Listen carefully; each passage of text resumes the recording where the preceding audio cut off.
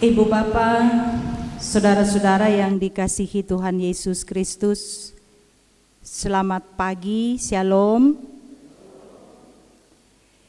Ya Bapak Ibu, saudara-saudara yang dikasihi Tuhan, firman Tuhan bagi kita pada saat ini 1 Tawarikh 29 ayat 1 sampai 5 diberikan tema bersama berkarya bagi Tuhan.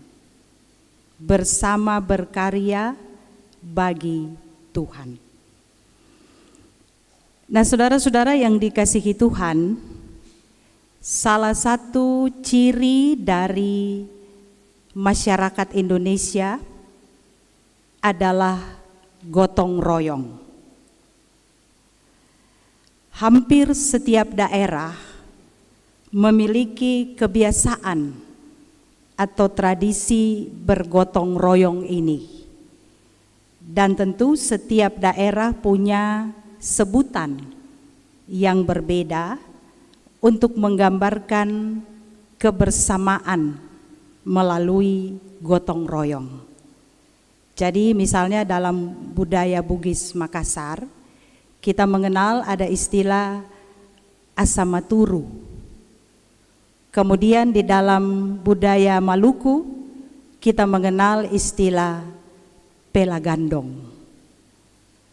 Jadi gotong royong adalah hidup kebersamaan di tengah-tengah berbagai perbedaan sekalipun yang saling menopang, saling mendukung untuk mencapai tujuan bersama. Jadi kalau kita memperhatikan makna dari gotong royong ini, maka ketika gotong royong ini menjadi bagian dari kehidupan kita, maka kita akan senantiasa saling memperhatikan. Kita akan direkat dalam kebersamaan satu dengan lainnya. Nah, kebersamaan di dalam satu persekutuan atau kehidupan bersama itu tergambar dengan jelas ketika kita memperhatikan pembacaan firman Tuhan pada saat ini. Kebersamaan di tengah-tengah kehidupan dalam satu komunitas dan persekutuan itu sangat jelas tergambar dari upaya Raja Daud ketika dia mendukung anaknya Salomo dan juga umat Israel dalam membangun bait suci. Ibu bapak saudara, kalau kita memperhatikan pembacaan tadi, maka di situ dengan jelas sebagai orang tua, sebagai ayah, sekaligus pemimpin bangsa dan pemimpin umat, Raja Daud sungguh memberi perhatian kepada kebersamaan. Sebagai orang tua, Daud pada saat itu memberi dukungan penuh, memberi support kepada anaknya Salomo, karena anaknya lah yang dipilih Tuhan menjadi orang yang membangun bait suci. Kalau mau diukur dari pengalaman ibu bapak, maka tentu saja Raja Daud punya banyak pengalaman yang lebih daripada Salomo. Tetapi Daud mengesampingkan kepentingannya, mengesampingkan egonya, dan dengan penuh sukacita dia mendukung anaknya Salomo karena dia memahami. Kalau pembacaan kita tadi menggambarkan bagaimana Salomo dimengerti oleh Daud sebagai orang yang masih muda, yang belum berpengalaman. Tetapi itu bukan berarti Salomo tidak mampu, karena Salomo lah yang dipilih Tuhan. Kita percaya ketika Tuhan memilih setiap orang, maka Tuhan tahu bahwa orang itu adalah orang yang telah Tuhan tentukan. Tuhan telah menentukan dan mengurapinya untuk sebuah tugas dan tanggung jawab. Nah, Ibu Bapak Saudara-saudara yang dikasihi Tuhan, firman Tuhan tadi menggambarkan kepada kita juga bahwa Daud bukan hanya mendukung anaknya atau keluarganya, tetapi dengan jelas dia mendukung umat Israel dalam pembangunan bait suci. Karena dia tahu benar bahwa pembangunan itu bukan perkara yang mudah, tetapi pembangunan itu membutuhkan perhatian, bahkan biaya yang besar. Dan tadi tergambar secara jelas bagi kita semua bahwa Daud mendukung, Daud memberi perhatian, bahkan mempersembahkan yang terbaik untuk pembangunan bait suci.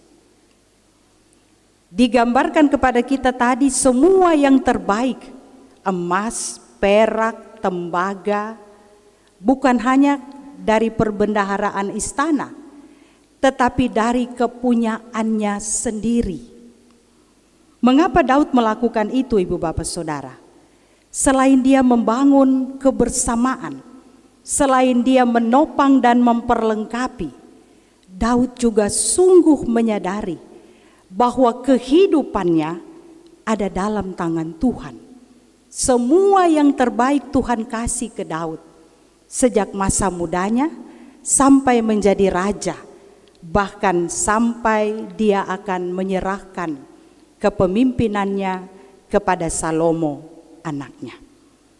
Karena itu Daud mengatakan bahwa apa yang diberikan itu bukan kepada manusia, tetapi kepada Tuhan. Artinya bahwa segala sesuatu yang kita lakukan di dalam hidup ini, seyogianya kita lakukan bukan hanya untuk manusia, tetapi kita lakukan untuk Tuhan. Karena kehidupan kita sepenuhnya ada dalam kuasa Tuhan. Nah, Ibu Bapak Saudara-saudara yang dikasihi Tuhan, dari apa yang dilakukan oleh Raja Daud ini tentu sangat membantu bagi umat Israel dan juga Salomo dalam membangun bait suci. Dan apa yang dilakukan oleh Daud ini merupakan motivasi. Di ayatnya yang terakhir seolah-olah dia menanyakan, mari, siapa yang akan memberi yang terbaik bagi Tuhan? Artinya sebagai seorang pemimpin, sebagai seorang yang peduli terhadap kebersamaan, Daud memotivasi orang-orang di sekelilingnya agar juga mau memberi yang terbaik bagi Tuhan.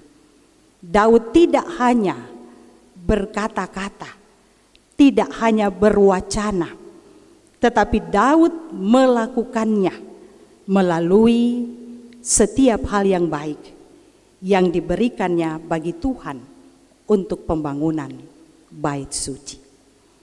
Nah, Ibu Bapak Saudara, itu kira-kira gambaran dari pembacaan kita pada saat ini.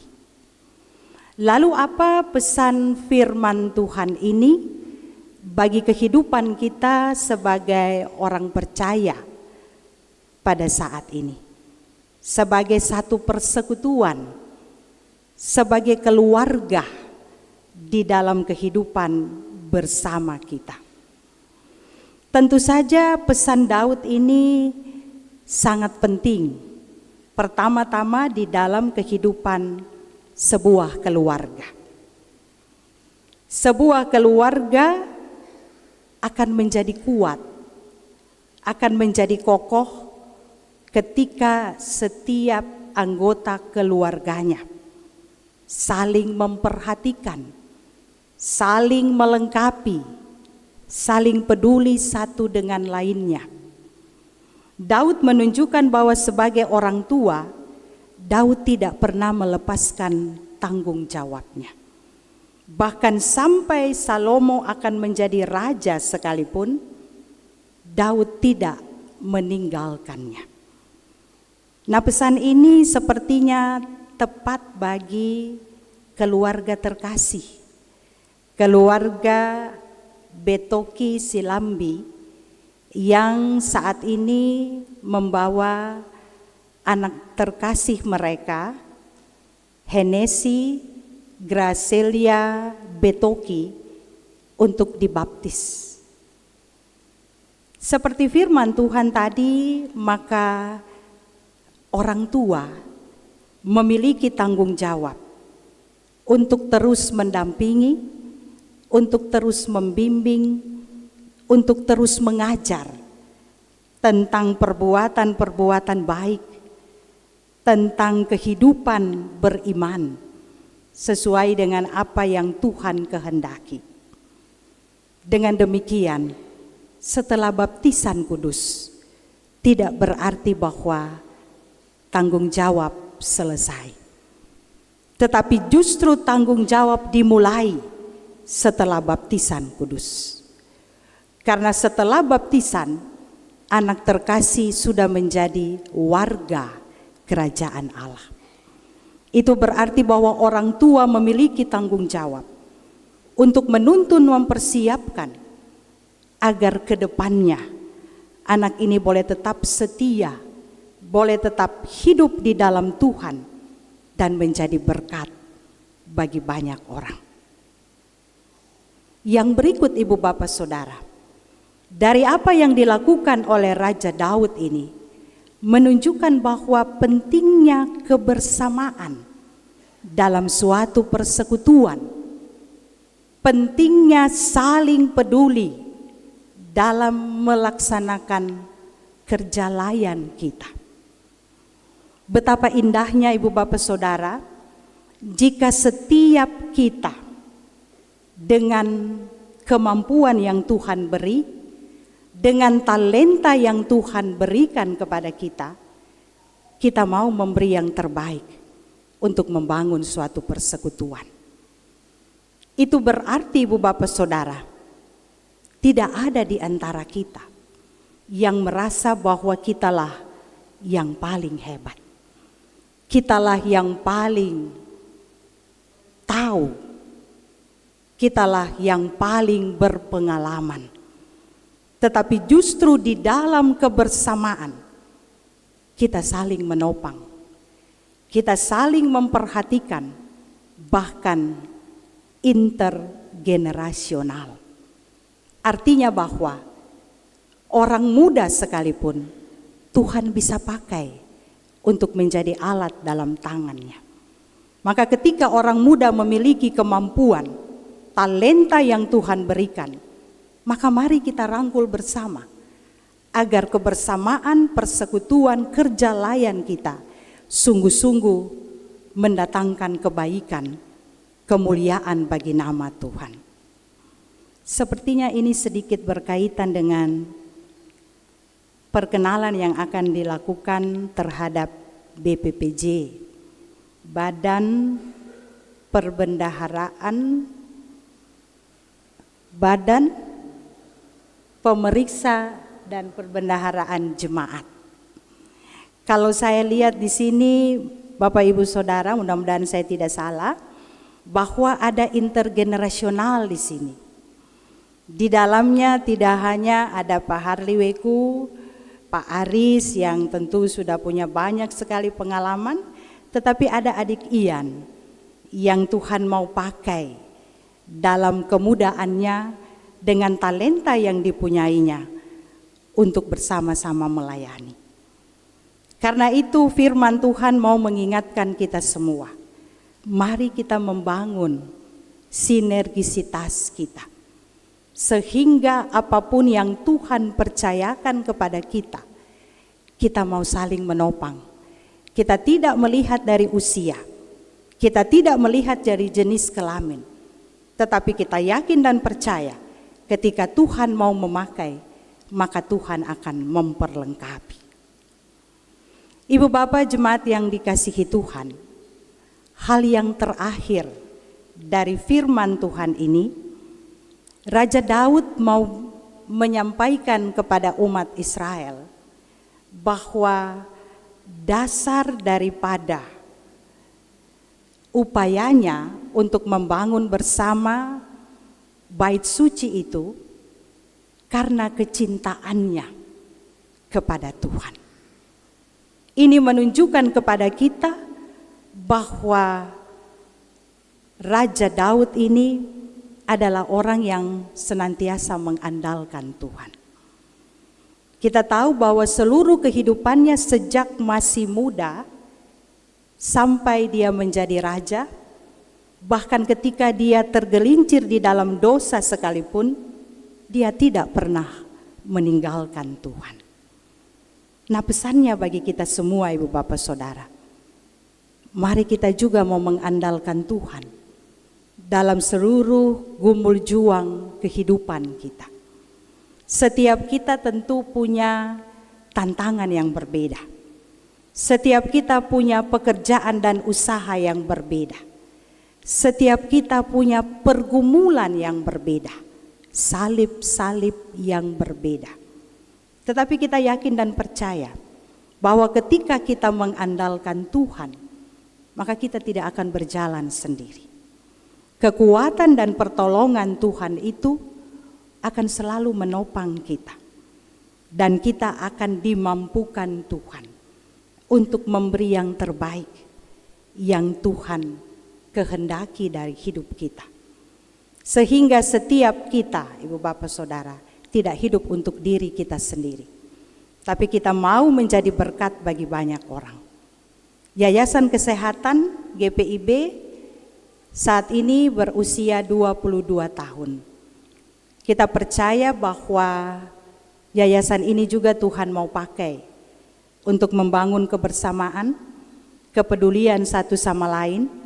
Dan mari Bapak Ibu Saudara, dengan apa yang kita punya, yang Tuhan titipkan kepada kita, kita juga mau mendukung setiap program di dalam jemaat Tuhan yang kita percaya akan mendatangkan kebaikan bersama dan kemuliaan bagi nama Tuhan. Mari Bapak Ibu kita lanjutkan kehidupan kita masing-masing. Semuanya terpulang kepada masing-masing kita. Maukah kita memberi yang terbaik bagi Tuhan?